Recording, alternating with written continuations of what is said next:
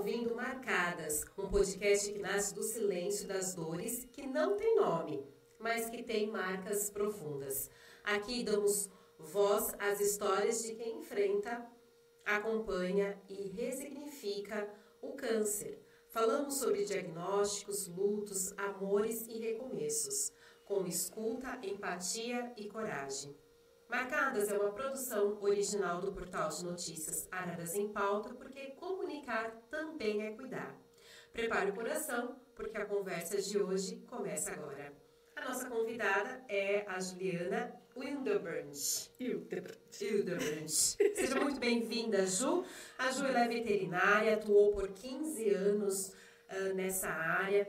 E depois de algum tempo despertou ali dentro do seu coração para que ela pudesse se aperfeiçoar mais ainda os seus conhecimentos na área da educação, da biologia.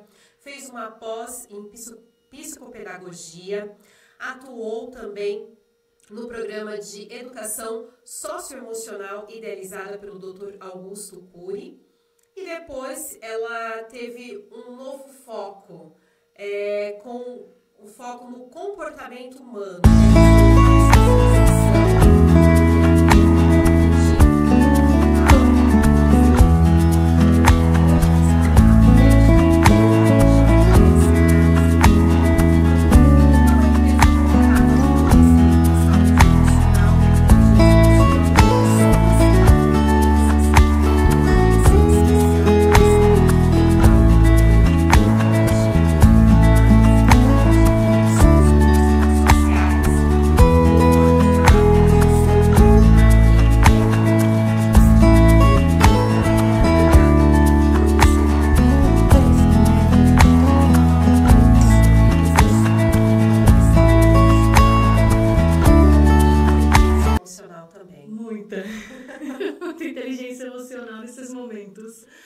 Ô Ju, pra gente começar, fala um pouquinho mais sobre você, né, sobre a sua trajetória. Eu sei que a gente já deu uma resumida aqui, mas eu tenho certeza que tem muitas outras nuances para você trazer para nós sobre a sua personalidade, sobre a sua trajetória profissional.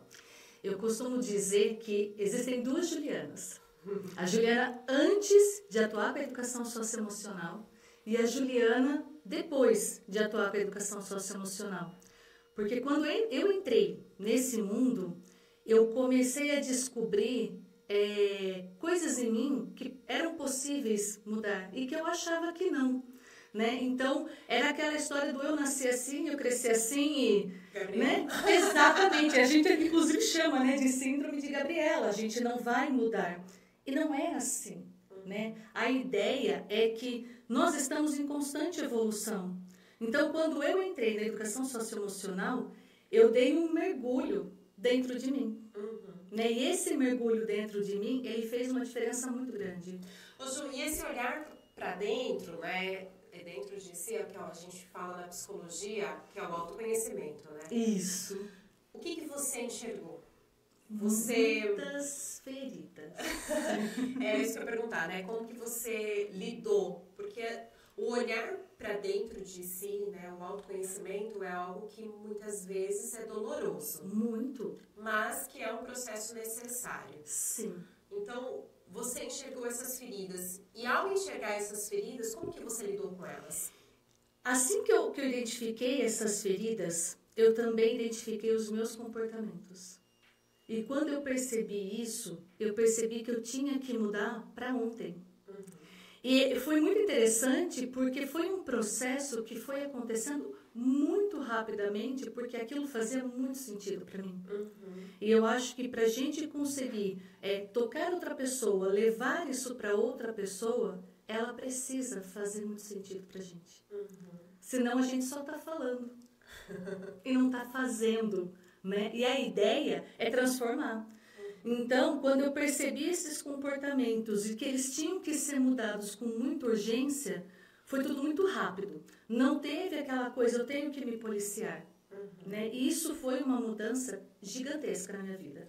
E qual que foi o momento dessa mudança de 360 graus? Né? Que você se olhou para dentro, identificou essas feridas identificou que você precisava, a partir daí, então, mudar de comportamento. O que aconteceu na sua vida? O que aconteceu nesse processo que te fez olhar para dentro e trazer essa mudança para você? Bom, nesse processo, eu vim atravessando o luto da perda do meu irmão. E foi um processo, assim, que eu fui adiando esse luto. Não dava tempo. Eu não queria lidar com isso. Em algum momento eu ia ter que lidar com isso, porque a partir do momento que eu entrei nas escolas, eu estava lidando com dores das mais diferentes. Em adultos, em crianças, em famílias inteiras, muitas famílias devastadas já pela pandemia, né? Que foi bem nesse período. Então, eu precisava me consertar primeiro. Eu precisava juntar os meus pedaços, dar um novo sentido para eles, para que eu pudesse olhar para cada situação e encontrar formas, estratégias para ajudar aquelas pessoas. Ô Ju, fala para nós, como que foi para vocês receberem a notícia da doença que o seu irmão estava enfrentando? Ele vinha passando mal, né? Ele já vinha com um processo ali de estômago e refluxo e uma queimação e tal, e isso foi agravando. Quando ele fez a biópsia, que o médico já avisou para ele que ele seria encaminhado para a Unicamp, ele já me ligou imediatamente. E qual que foi o diagnóstico? Era de adenocarcinoma invasivo na cárdia, né? Bem... Ju, eu sei que você falou o nome técnico, né? Mas fala assim, para que as pessoas possam entender. Um câncer extremamente agressivo, com pouquíssima chance de cura e que o tratamento tinha que começar imediatamente. E como que foi para você, para a sua família, receber essa notícia? Ele contou para mim primeiro, né? E aí eu falava para ele, eu preciso que você venha para Leme para a gente contar para o pai e para a mãe, né? Eu não posso chegar e falar isso assim para eles. Todo mundo sabia que ele não estava bem, mas nós não imaginávamos que chegaria nesse diagnóstico, que seria algo tão sério. Né? E vocês, assim, tinham... Ele tinha essa noção da gravidade? Ele era médico. Ele era médico, então ele tinha muita noção. Muita, mas muita mesmo. Então, ele tinha noção de todo o processo que ele ia enfrentar. E acredito eu, embora ele não dissesse, ele tinha noção do desfecho desse processo. Então, isso fez com que, emocionalmente, ele perdesse as forças. Então, não foi só um adoecimento físico, mas um adoecimento emocional. É exatamente sobre isso que eu iria perguntar, né? Quais foram as reações emocionais e silenciosas que muitas vezes, não só a pessoa que recebeu esse diagnóstico, mas os familiares também têm essas reações emocionais e silenciosas. No início a gente nega, né? Não vamos procurar outra opinião, não é isso, não pode ser isso. E 20 e poucos anos antes, nós tínhamos perdido a nossa tia, né? Com o mesmo diagnóstico. E aí na nossa cabeça, não, mas 20 anos a medicina evolui. Já vai ter esse tratamento, vai ter essa cura. Mas não foi bem esse o desenrolar, né? Então, ele foi silenciando cada vez mais, né? Cada vez menos ele falava, e não era só sobre a doença, era falar sobre qualquer coisa, né? Cada vez menos sorrisos ele tinha, e ali eu ficava o tempo todo tentando trazer coisas que animassem ele, tentando trazer coisas para ele não desistir de brigar com isso, e tentando segurar os meus pais, porque é um diagnóstico, quase uma sentença, né? No caso dele, foi muito forte isso. E aí, como é que você segura os pais nessa hora? Então, é a hora que você se desdobra para fazer o melhor possível, para tentar ajudar da melhor forma possível e dar força, né? Agora, essa é a hora que a gente menos olha para a gente, que é também muito difícil, lidar com tudo isso que a gente está sentindo. Hoje, eu vejo de uma maneira totalmente diferente. Qual que é a sua perspectiva hoje? Hoje, eu olharia para mim também. Ao mesmo tempo, eu também teria me cuidado, porque a gente adoece junto. Exatamente. Ô Ju, eu passei por esse mesmo processo, né? Eu também recebi um laudo de um câncer de mama e a médica falou para mim da seguinte forma: esse tipo de câncer ele tem nome e sobrenome. É o mais comum entre as mulheres novas e o mais agressivo, porque ele evolui muito rápido, né? Eu descobri, obviamente, bem no começo, mas você falou uma palavra que eu uso sempre, né, para as pessoas. Eu digo sempre assim, que quando você recebe um diagnóstico de câncer, você não recebe uma sentença. Você recebe um diagnóstico. Sim. Mas muitas vezes a questão da saúde emocional, a gente lida aquilo e as outras pessoas lidam como uma sentença. Exatamente. E a sentença de morte. Porque eu via isso. Eu via no olhar das pessoas, né? Eu também me calei. Eu também fiquei no meu casulo, no meu silêncio. Sim. Eu não queria contar, eu não queria que as pessoas soubessem do que eu estava vivenciando. E quando eu entendi o processo, porque isso é um processo que a gente vive. Então, se é um processo, ele tem etapas, começo, meio e fim. Então, eu entendi isso. E o fim nem sempre é a morte. Exatamente. Né? Às vezes, o fim é o recomeço de uma nova história. E aí vem a questão de você resignificar alguns sentidos que você tem na sua vida. Sim. Né? Então, nesse processo de me entender, eu passei também pela preocupação do outro, porque eu sabia que o outro estava me cuidando. Sim. Então, todos que passam por uma situação, não apenas o câncer, o objetivo desse podcast não é falar só sobre o câncer, é marcadas. Sim. Por quê? Porque às vezes, nós somos marcadas por uma situação de uma outra enfermidade, somos marcadas por talvez uma mulher que foi traída pelo esposo, que se dedicou a vida, anos ali dentro de um casamento, e aí de uma forma tão, dolorosa, passa por um processo de traição.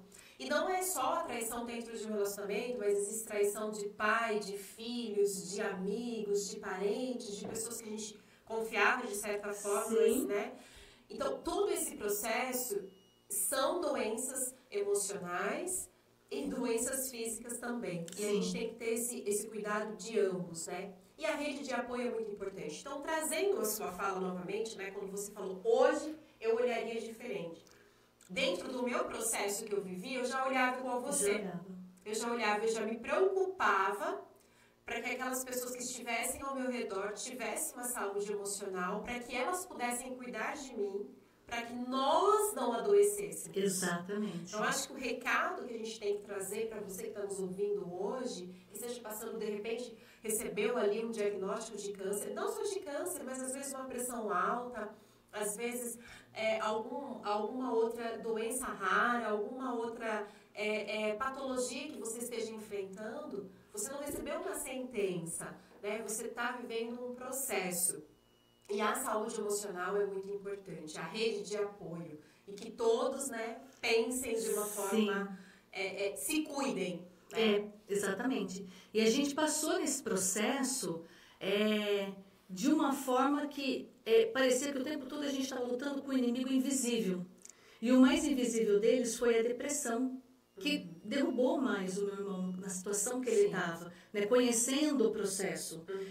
Para ele, não tinha outra saída, por mais que a gente tentasse apresentar outras opções. Ele se fechou. Ele se fechou.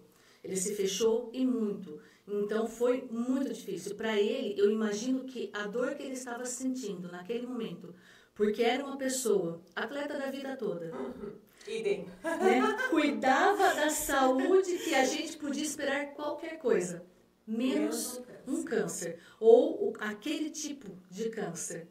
Ele tinha muito cuidado com as coisas que ele fazia.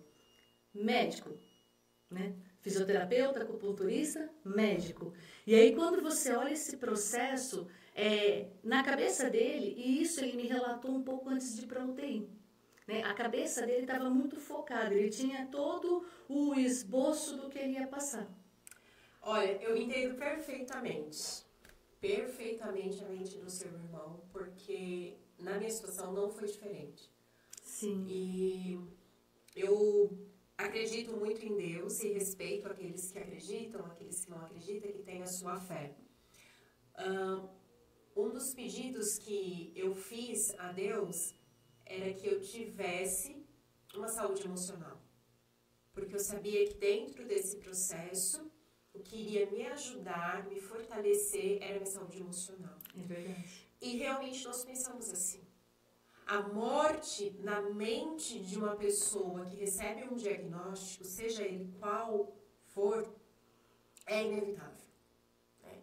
Então você já pensa nesse processo. Sim. E você controlar as suas emoções, controlar os seus pensamentos não é algo fácil. Não. Esse gerenciamento de emoção e de pensamento é muito difícil, porque eu falo que a gente tem que passar por um vale, que é o vale do autoconhecimento.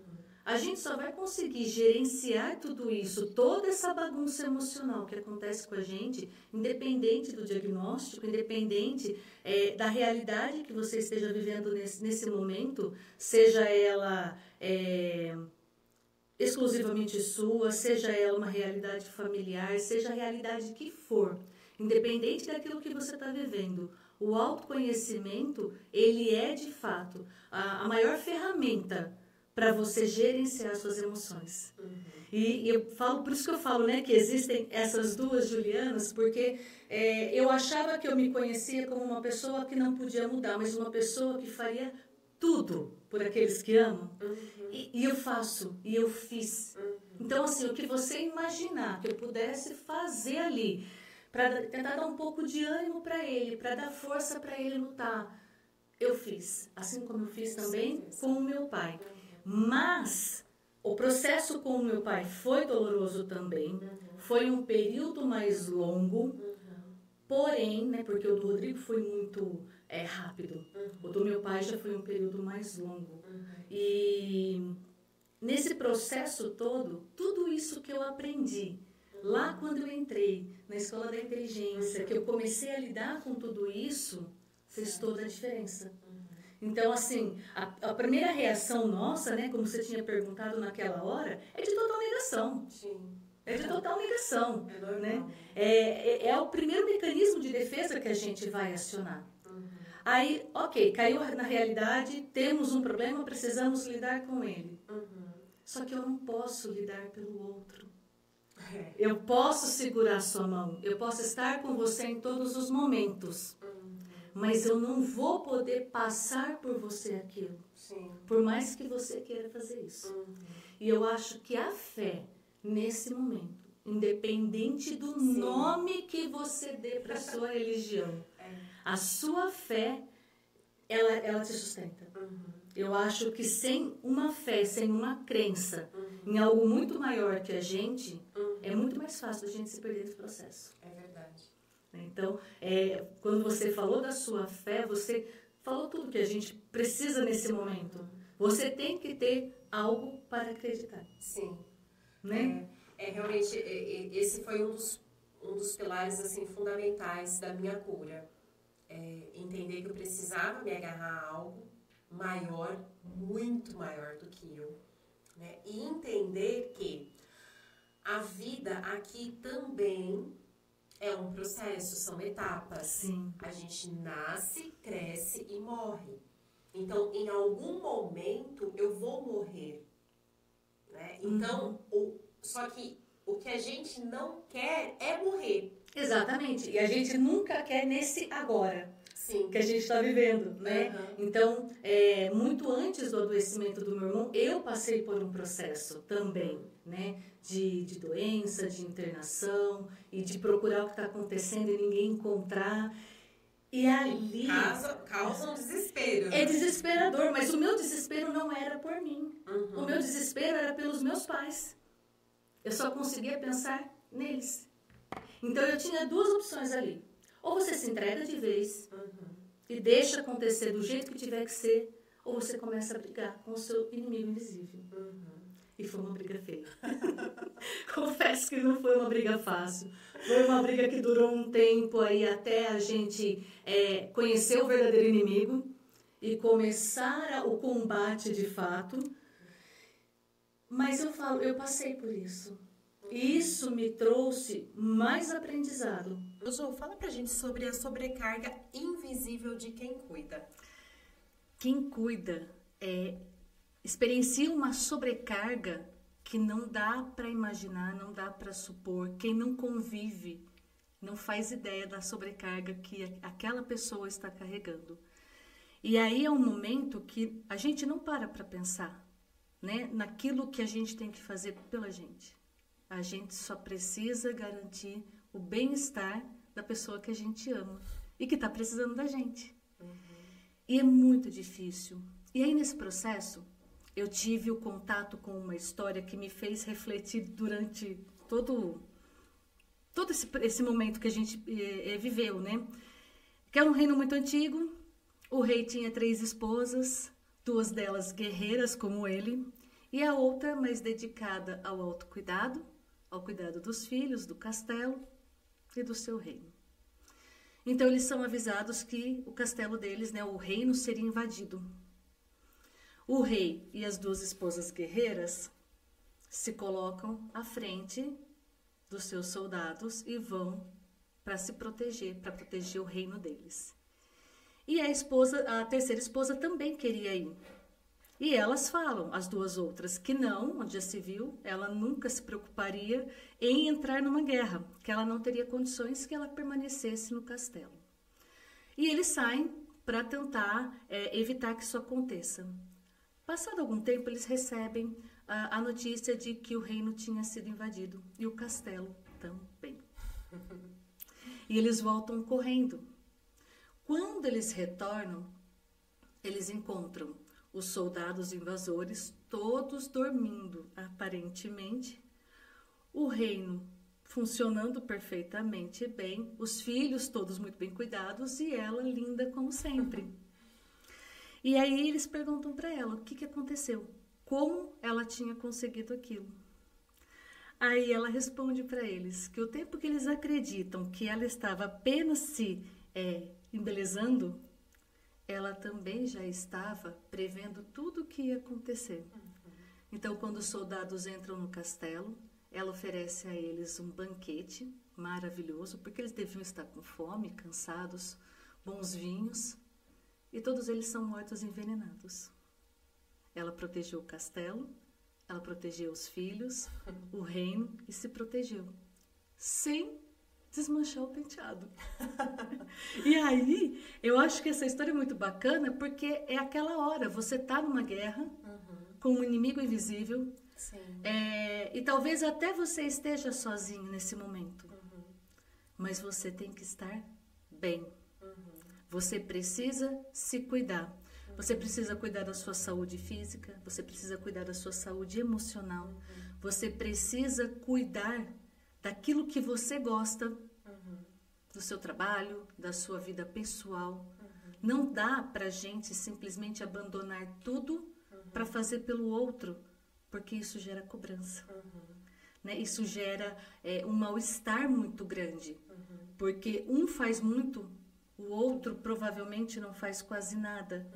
E a ideia é que exista essa entrega ela pode existir. Ela acontece de uma forma mais leve quando você consegue repartir com outras pessoas que têm o mesmo objetivo que o seu, proporcionar o bem-estar do outro. E isso ajuda a você ter tempo para se cuidar também. Mas a gente só consegue cuidar do outro quando a gente está verdadeiramente bem. É verdade. Nossa, Ju, foi assim, essa história, né, a sua colocação, ela demonstra realmente a realidade que a gente acaba não vivendo. E que a gente deveria, né? Deveria. Viver. É se cuidar, olhar para si, para poder olhar para o outro. Exatamente. Uma coisa que você trouxe aqui, que eu achei bem interessante, é que a gente não pode lutar as lutas dos outros. A gente tem que lutar as nossas próprias lutas. Sim. Quando eu estava no processo, eu, assim como você, também sempre me vi uma pessoa que cuidava das outras pessoas. Permitir que as pessoas cuidassem de mim foi um desafio muito grande, porque eu sempre fui uma guerreira autossuficiente. Sim. Né? Então, eu sempre cuidei do outro, eu sempre ajudei o outro, eu nunca precisei ser cuidada. Mas eu permiti que as pessoas cuidassem de mim. No começo, obviamente, foi difícil. Eu tive, obviamente, algumas resistências. Sim. Né? Mas eu entendi que esse era o processo que eu precisava permitir que as pessoas cuidassem de mim. Mas, mais do que isso, eu entendi que era uma luta minha. Eu precisava lutar contra a depressão, contra a ansiedade, contra os meus inimigos invisíveis que estavam dentro da minha cabeça. Sim. Não necessariamente que eles existiam, mas eles estavam lá, me condenando, colocando uma sentença sobre mim. Então, eu até usei assim uma expressão, falei assim, eu vou ser egoísta. No qual sentido? No sentido de que eu preciso olhar para mim, eu preciso cuidar de mim. Até agora eu cuidei dos outros. Sim. E agora chegou o momento de eu cuidar de mim. E não é um processo fácil você se olhar e se entender. Porque quando você se olha para dentro, eu acredito que quando você se olhou para dentro de si, você viu aquelas feridas, você não gostou do que você viu. De forma alguma. E não foi diferente comigo. Quando eu olhei para dentro de mim, eu não gostei de muitas coisas. Né? E aí eu também me descobri uma nova pessoa. Exatamente. Então, estar aqui hoje falando com você, obviamente é um grande privilégio, uma dádiva divina, porque eu tive, não digo que sou melhor do que alguém, não. Mas eu acredito que cada pessoa tem a sua história e tem o seu momento de vida. O teu irmão, mesmo após a morte dele, ele está ajudando outras pessoas. Com certeza. Com a história dele. Com certeza. E você tá dando voz para ele. E isso que é bacana. Só que a gente não consegue entender essas nuances. Não. Né? Porque nós não queremos, obviamente, encerrar um ciclo. Então, eu tive a oportunidade de continuar esse ciclo. E aí, por que marcadas? Por que eu escolhi esse nome pra gente tratar, pra gente trazer essa vivência? Porque cada pessoa, ela tem uma marca, ela tem uma ferida. E necessariamente, essa marca não precisa ser uma condenação. De você viver uma vida depressiva, de você viver uma vida triste. Não, olhar a vida numa perspectiva diferente. Eu comecei, na realidade, tentar enxergar a vida na perspectiva e na ótica de Deus. Porque na minha ótica, na minha visão, estava sendo muito falha. Então eu falei assim, não, deixa eu tentar enxergar a minha vida na perspectiva dele. O que ele quer que eu faça com a minha vida? Me dê uma oportunidade. O que ele quer que eu faça? Eu também passei por uma perda e por um luto horrível que eu estou vivendo ainda, que foi a perda da minha mãe. E a minha mãe foi uma pessoa benevolente, uma pessoa amorosa, extraordinária. E ela continua também ajudando as outras pessoas mesmo após a sua morte. Então eu digo assim, que a morte ela não é o fim. Então é a forma como nós a encaramos. Né? Assim como você, eu também ouvi uma história, mas essa é uma história verídica, de uma família que perdeu uma filha de uma forma muito trágica num acidente de carro. E o pai era pastor. E ele fez o culto fúnebre daquela filha. E daquele culto, Ele falou assim, olha, eu agradeço a Deus pela oportunidade que Ele me concedeu de viver 5 anos ao lado da minha filha. Aquela fala deste homem ecoou no meu íntimo. Com certeza. E me ajudou a superar o luto da minha mãe. A perda. Porque é uma perda irreparável. Totalmente irreparável. Todos os dias eu penso nela, todos os dias eu sinto saudade dela, todos os dias eu quero estar ao lado dela. Mas eu escolhi, né? Eu escolhi viver a vida com gratidão. Sim. Né? E escolhi também poder ajudar o próximo com a minha história. Ô Ju, fala pra gente sobre a família que a gente conhece, que a gente tem, que é a família de sangue, e a família que a gente aprende a amar.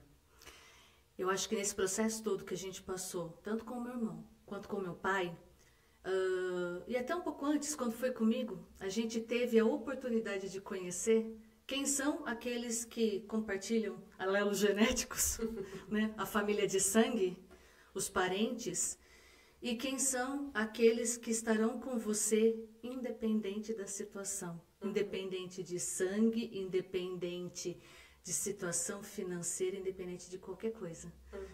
Então, nesse processo, ficou muito claro para nós as pessoas com quem a gente realmente vai poder lidar sempre, porque foram as pessoas que não soltaram a nossa mão. Mas por incrível que pareça, essas pessoas não são as pessoas que compartilham esses mesmos alelos genéticos. Essas pessoas são as pessoas de fora.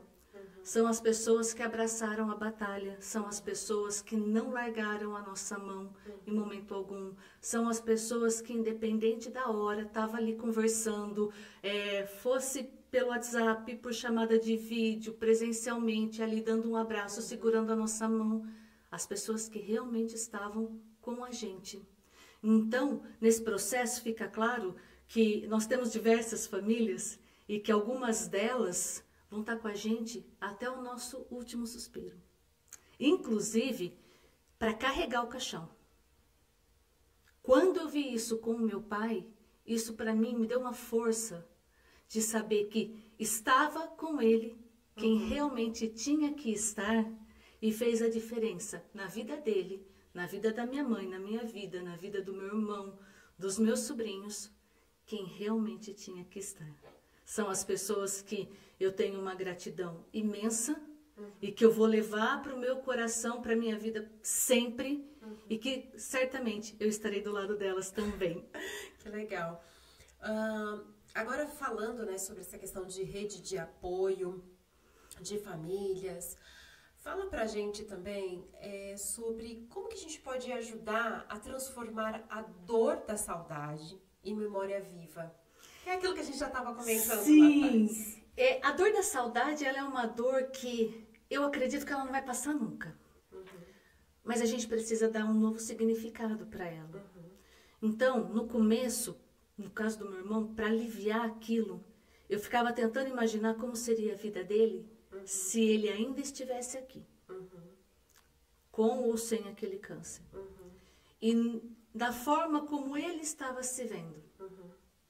A mesma coisa com meu pai. Né? Você estava falando da independência, a nossa independência de ser guerreiro e tal. Meu pai era essa pessoa. Meu pai era a pessoa que não pedia ajuda. Então, para ele aceitar que a filha caçula, que estava carregando ele no colo, um homem daquele tamanho, foi difícil. E aí eu ia brincando com ele. Todo momento. Eu tentava transformar os momentos mais difíceis de forma mais leve para ele. Para que ele pudesse entender que aquilo era o momento e que da mesma forma como ele fez comigo quando era pequena, eu estava fazendo com ele. Então, quando a gente olha isso e a gente tem a consciência tranquila de que fez tudo que a gente poderia fazer pelas pessoas que a gente ama, essa dor vai diminuindo e você vai ressignificando. Os momentos felizes vão se sobressaindo. Vai ter dia que vai doer. Sim. E permita-se sentir essa dor. Permita-se chorar. Permita-se sentir essa raiva. A gente não pode guardar isso. Sim. Né? Então, quando a gente começa a conseguir liberar tudo isso, a gente começa a ressignificar. Por mais doloroso que tenha sido o processo, por mais que tenha sido dolorosa você se deparar com determinadas realidades, principalmente quando a gente fala em família. Sim. Mas a partir do momento que a gente se permite sentir, nem que seja revivendo mentalmente determinadas situações, para dar novo significado para ela, a gente começa a se curar.